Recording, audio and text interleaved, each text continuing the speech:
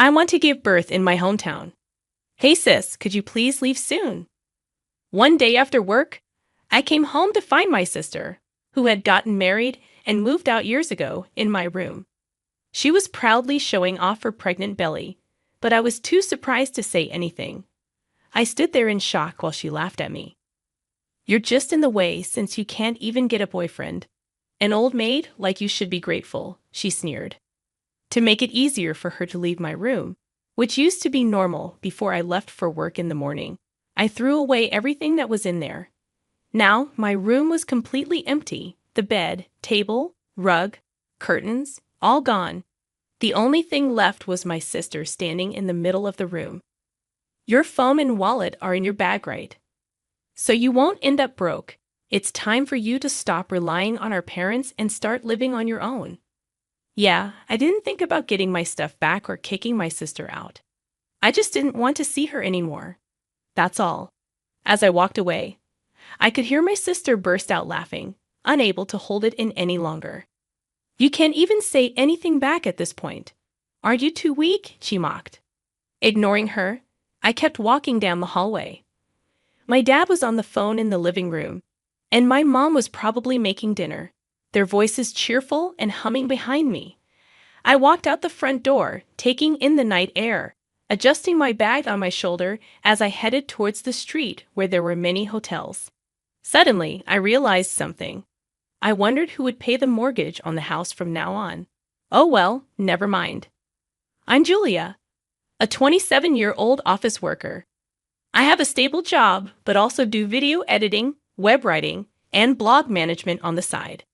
People might say 27 is old enough to start thinking about marriage, but I'm not too focused on love and marriage. Part of the reason is that my sister was treated like a princess at home, which made me feel left out by my family. This has kept me from really wanting to start my own happy family. I've always lived with my parents, and household chores are supposed to be shared with my mom, but in reality, I end up doing most of them. My mom comes back exhausted from her part-time job, and seeing her like that makes me feel like I should be the one handling the chores. Since becoming a working adult, I've been contributing a lot to the household expenses, much more than what my friends who live alone in Tokyo pay. I'm more of an indoor person who enjoys studying and didn't go out much even during my student days, so I didn't have many desires for material things and ended up saving most of the money I earned. Even after starting work, I didn't spend much on myself and gave more money for household expenses, thinking it would help my parents. Furthermore, since last year, I've been helping with the mortgage payments at my parents' request. They seem to think it's okay for me to contribute more to the household and mortgage payments because I have a steady income and am responsible. However, I feel like my parents aren't very interested in me because their attention has always been on my sister Kristen, who is a year younger than me. Kristen is outgoing and active. She used to go out somewhere every weekend during her student days. Naturally, my parents thought her lifestyle required money, so even when she lived at home, they never asked her to contribute to the mortgage or household expenses. It seems my parents have gotten used to thinking of me, the older sister, as low maintenance, while my sister requires more attention. Recently, my sister moved out to live on her own. Her workplace wasn't far from our parents' home, and when I asked her why she decided to live alone, she said, I wanted to try living by myself. I want to go out at night and be able to invite my boyfriend over. This answer was far from what I had imagined. I thought she moved out to make things easier for our parents or to become independent. On the other hand, I had no intention of leaving our parents' house and believed it was natural to help each other out as a family, even if it meant contributing more to the living expenses. Then, after a while, when I returned home, my sister was waiting for me saying, Welcome back, sis. I often feel like my parents are more interested in my younger sister Kristen than in me. Kristen is outgoing and active, always going out on weekends during her student days. Because of her lifestyle, my parents assumed she needed more financial support, so they never asked her to contribute to household expenses or the mortgage when she lived at home. It seems my parents have been conditioned to see me, the older sister, as low maintenance, while my sister gets more attention. Recently, Kristen moved out to live on her own, not far from our parents' home. When I asked her why she wanted to live alone, she said, "I wanted to try living by myself. I want to go out at night and be able to invite my boyfriend over." This answer was far from what I expected. I thought maybe she wanted to make things easier for our parents or become more independent. On the other hand, I never planned to leave our parents' house and believed it was natural to support each other as a family, even if it meant contributing more to household expenses. Then, when I returned home later on, my sister was waiting for me and said, "Welcome back, sis. I'm getting married and we'll have a dinner party. So both families can meet each other. Can you come to the party?" My sister mentioned the party would be at a well-established restaurant in LA and emphasized wearing proper clothes, not my usual plain ones, so she wouldn't be embarrassed. Even though I didn't own any fancy clothes, I decided to attend in my usual suit. It was the most respectful attire I had. My sister's fiancé seemed sincere and was very polite. He made a good impression by saying, "Nice to meet you, sister-in-law. I look forward to getting along." I thought my sister had chosen a good partner for herself. Maybe with him, she might settle down a bit. I thought in a sisterly way. Initially, the atmosphere between both families was formal and tense, but as alcohol was served, the tension eased, and conversation shifted to discussing children after marriage. Our eldest daughter, Julia, is almost 30 and still unmarried without any plans to marry, so it looks like we'll only be able to see grandchildren from our younger daughter, Kristen. My parents said eagerly, "We're looking forward to it so much. I want to have children right after getting married, maybe 3, Kristen said, and the conversation became lively. Suddenly, I noticed my sister's husband had a forced smile, looking uncomfortable, as if his earlier cheerful smile was a lie. I felt he was also uncomfortable, just like me. I wished the party would end soon. Since then, my parents started doting on my sister, as if she were an investment for their first grandchild. Whenever my sister mentioned that eating certain foods would make it easier to get pregnant, my parents would immediately agree and urge Kristen to eat a lot. "There might be a chance I can't get pregnant because of tight clothes," she said one day, and they rushed to a department store to buy her a dress. "If you visit this church, you'll be blessed with children," they said, and they even went on a trip together. My parents doing whatever my sister said was usual for me, so I didn't think much of it other than, they're doing their usual thing. One day, my sister made a sarcastic remark to me about not getting married or showing any effort to give our parents a grandchild. "It must be nice being carefree and single. Aren't you planning to get married and move out soon? With that plain face of yours, no man would come near you. You need a bit more sex appeal. Should I teach you how to do your makeup?" She laughed. Her words irritated me, but I knew arguing back would only lead to a fight, so I stayed silent. My sister has always been confident that she's more loved by our parents than I am, and she often speaks to me in a strong tone. Then, one day, my sister got pregnant. I wondered if she could truly become a mother, but I thought maybe it would be okay with her husband. My sister said, "Since I'm pregnant, I don't want to cause trouble at work and I want to focus on parenting," and she easily quit her job. However, her husband thought that solely parenting on his salary wouldn't be practical, but my sister didn't listen and quit her job anyway. One day, when I returned from work, I noticed my room's door was slightly open, which seemed out of place since I'm quite meticulous about keeping it closed. At 4 o'clock, I'm meticulous about keeping everything neat. Closets and drawers are always closed, especially my room's door. My parents wouldn't have come in to clean because I handle all the cleaning myself. Nervously, I opened the door to my room and was shocked. There was nothing inside. I didn't have many belongings, but I kept things precious to me since childhood in labeled storage boxes stored in the closet. Gone were my electronic dictionary, my grandparents' gifted commuter pass case, my diplomas, trophies, and albums, old and worn out, but precious to me.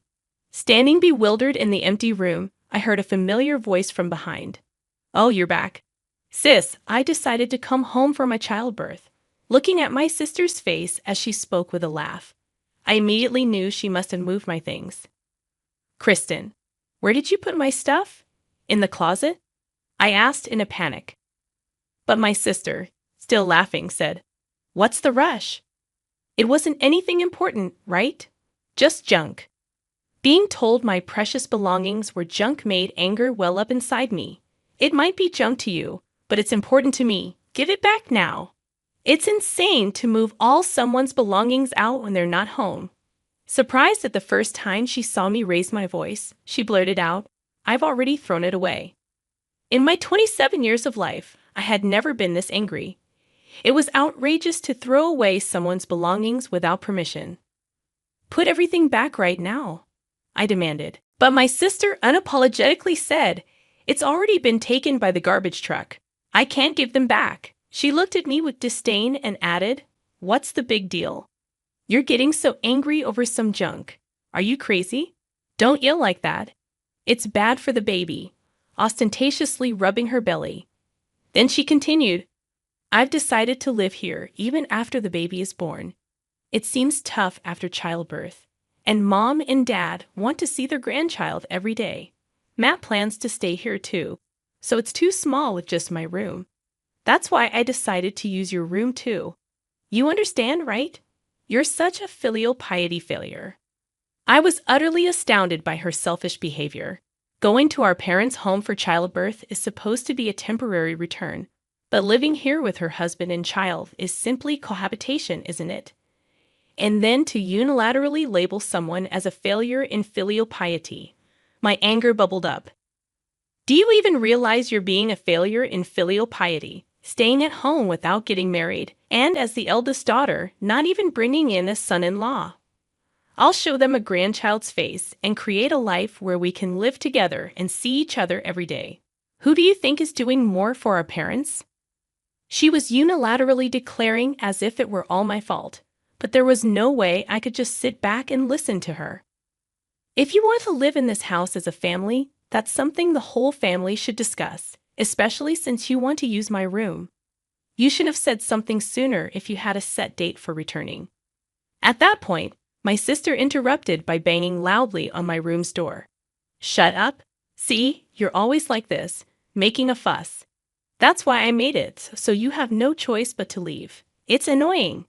That sounded like mere lashing out. Trying to use someone's room without permission and having thrown out the current resident's belongings. Yet she spoke as if she were the victim.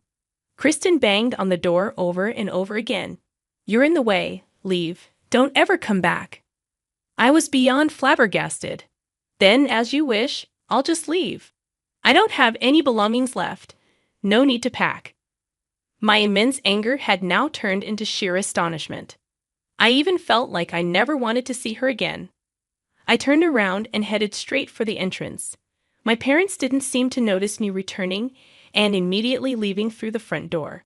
My father was probably bragging on the phone to a relative about his pregnant daughter coming home to live with them permanently.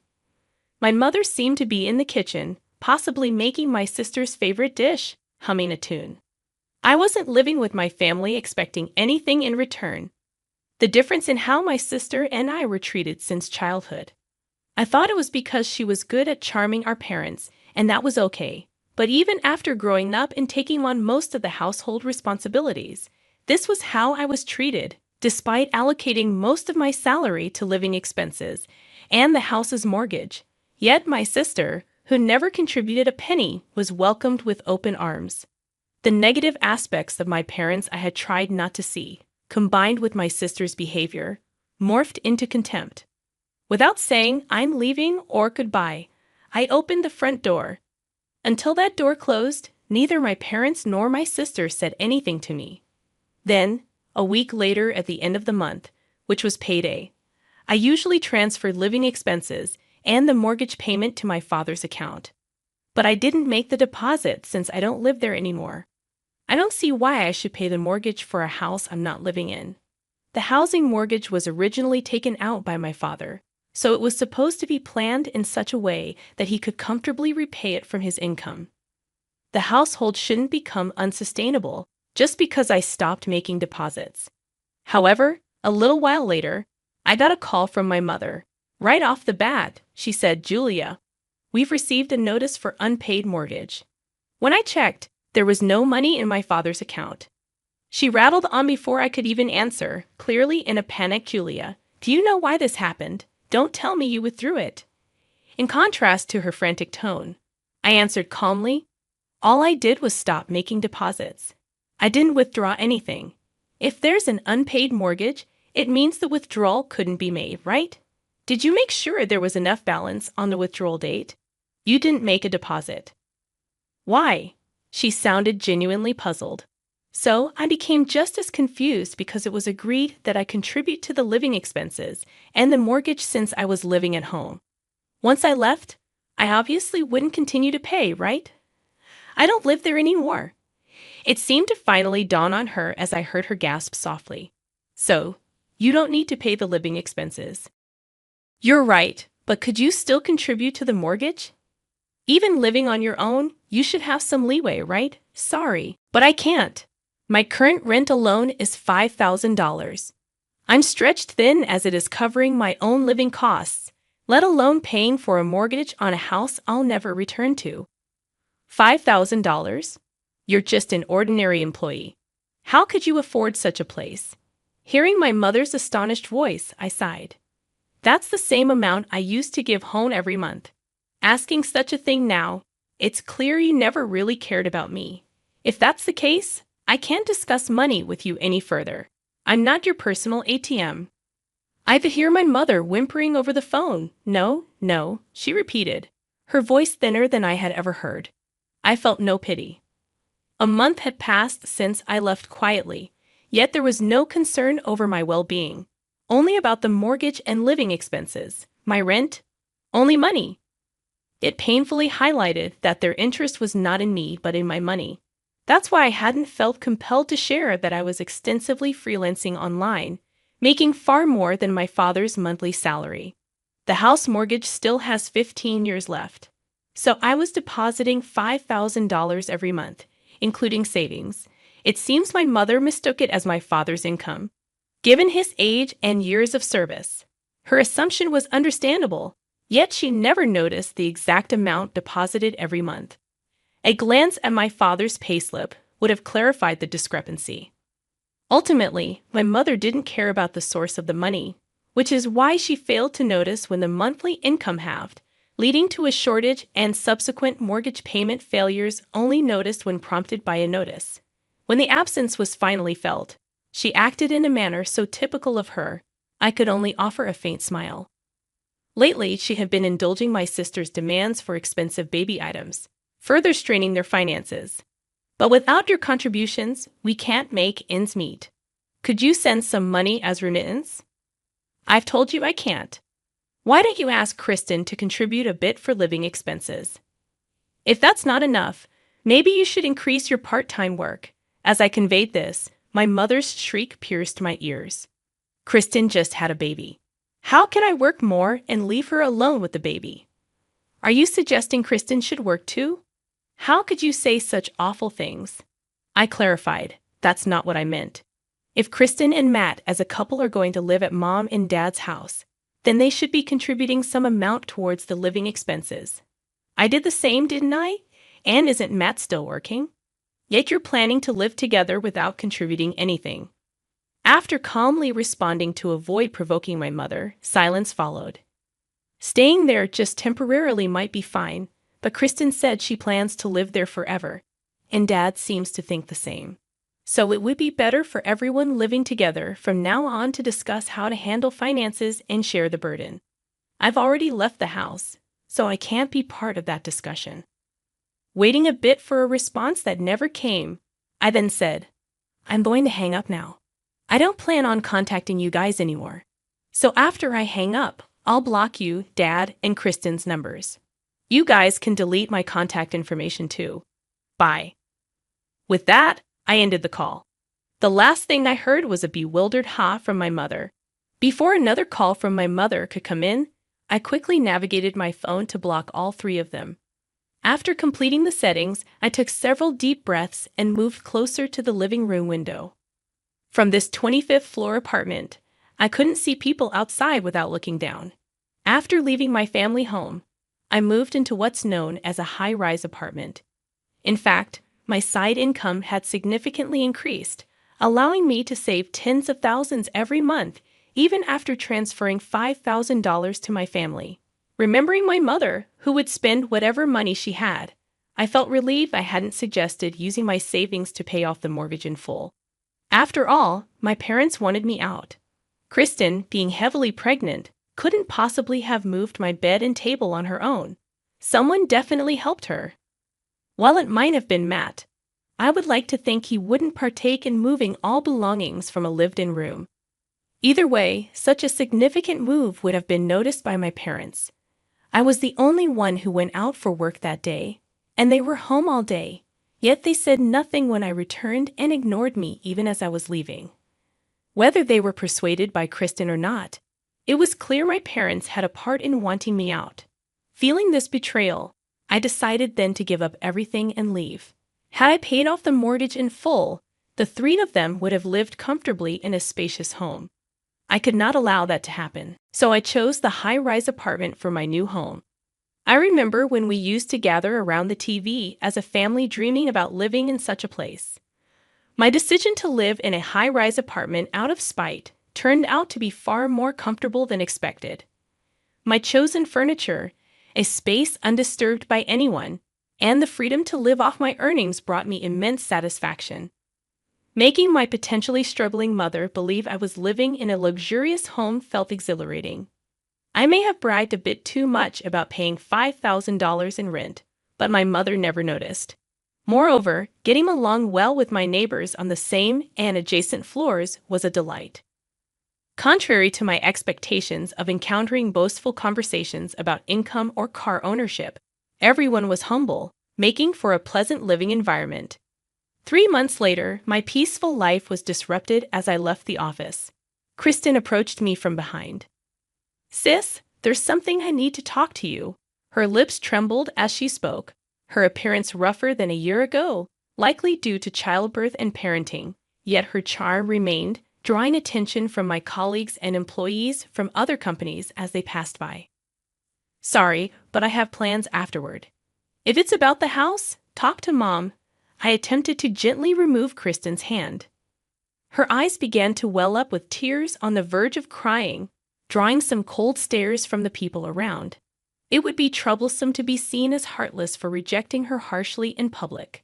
Reluctantly, I faced Kristen and suggested heading to a cafe near the station, to which she happily agreed. "Actually, I've been having an affair. Matt found out, and now he wants a divorce." This was the statement she blurted out the moment we sat down in the cafe. It felt like something out of a drama. He had the baby's DNA tested without my knowledge. It turns out Matt isn't the father. He's furious and talking about divorce. Kristen spoke in a hushed tone, aware of the sensitivity of the topic. But I was overwhelmed by the succession of shocking revelations. He doesn't want custody since it's not his child. He's talking about filing something to terminate the parent-child relationship. I didn't understand all he said, but he's refusing to give us any money, insisting on suing for compensation. "You're wealthy, right? Please do something." Perhaps this is what it means to be utterly speechless. My sister cheated, so it's natural she would be sued for compensation. And of course, no one would want to pay child support for a child that isn't theirs. I couldn't comprehend the nerve of my sister coming to me for a solution. "Why don't you ask the person you cheated with to pay the compensation to you?" "I can't do that. It was just a fling because I found him attractive, and after a few dates and finding out about the baby, I cut ties." "You thought that wouldn't come out." "I thought Matt would forgive me." It seems she underestimated her own husband to a remarkable extent. Though I knew my sister was selfish, I was astonished to see she treated even her loved ones this way. Then Matt didn't forgive me at all. Instead, he said he's been hating how I acted like a princess all along and that the pressure from our parents to have children was unbearable. Terrible, isn't it? Even being blamed like this, my sister still finds a way to play the victim. "I can't pay the compensation, and Mom and Dad say they have no money, so you have to pay it, Julia." She naively assumed it was a given that I would pay. just like she thought it was okay to throw out all my belongings, labeling them junk. I was profoundly disgusted by her sense of entitlement, that someone would always bail her out. Without hiding my revulsion, I stood up to leave, and Kristen quickly turned pale, grabbing my hand with both of hers. I understand. I'll apologize. I'm sorry for throwing out your stuff without asking. I've apologized. So we're good now, right? Please give me the money quickly, she said, tilting her head slightly and using a sweet voice that sent shivers down my spine.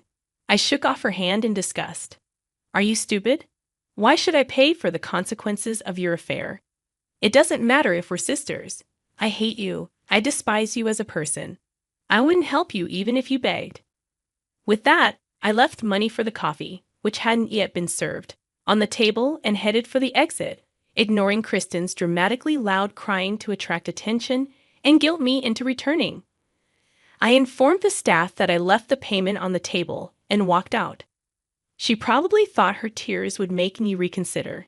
No matter how loudly she cried or called out for her sister in a tragic voice, I ignored her and walked away.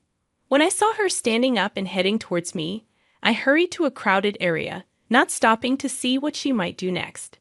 After about an hour of dodging through convenience stores, bookstores, and the shopping mall around the station, and seeing no sign of Kristen, I finally let out a deep breath and headed home. Reaching my 25th floor apartment, I quickly unlocked the door and slid inside, locking it behind me. Then the intercom rang. My intercom rarely rings. I don't use delivery services much, and my neighbors usually call to make an appointment if they need something. In this apartment, where solicitors are scarce, the chime ringing at such a time made my heart race. The intercom rang once, then again, with the intervals between rings getting shorter. It sounded like someone was pressing the button repeatedly, making me brace myself. The intercom monitor was pitch black. Thinking it might be malfunctioning, I leaned in closer, only to realize that the darkness was actually someone's pupils, causing me to instinctively swat it away. In doing so, I accidentally pressed the answer button, and immediately the voice I had been hearing echoed through. Just pay up, you ugly. It was my sister. Anger surged through me more than fear. I thought I had escaped. It sounds like you went through an incredibly challenging and emotionally draining situation with your sister. Dealing with family disputes and financial pressures can be incredibly stressful. It's unfortunate that you had to experience this kind of behavior from someone you're related to. It's good to hear that the security personnel were able to handle the situation when your sister showed up at your apartment uninvited. It must have been a relief to know that she was escorted away and didn't return. As for the ongoing disputes between Kristen and Matt, it sounds like a difficult and complicated situation. Family dynamics can be complex, especially when money and legal matters are involved. If you're feeling overwhelmed or need support during this time, it might be helpful to reach out to trusted friends or a counselor.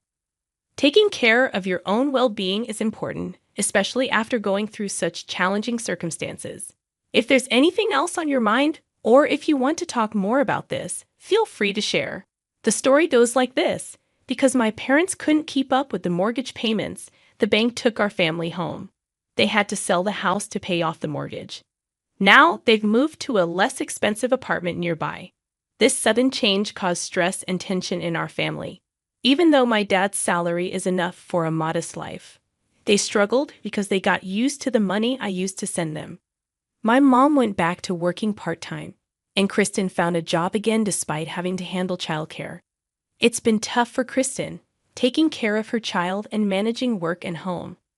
Thankfully, her child is growing up healthy. I've been trying to help by giving them information about childcare support, even though it might seem like I'm meddling. Meanwhile, my own career is going well. I got a promotion at work and am leading a new project. My side business is also doing great, especially a writing job that turned into a best-selling book. My success has helped my other projects grow too. Overall, even though I'm tired sometimes, coming back to my comfortable home every day makes me truly happy.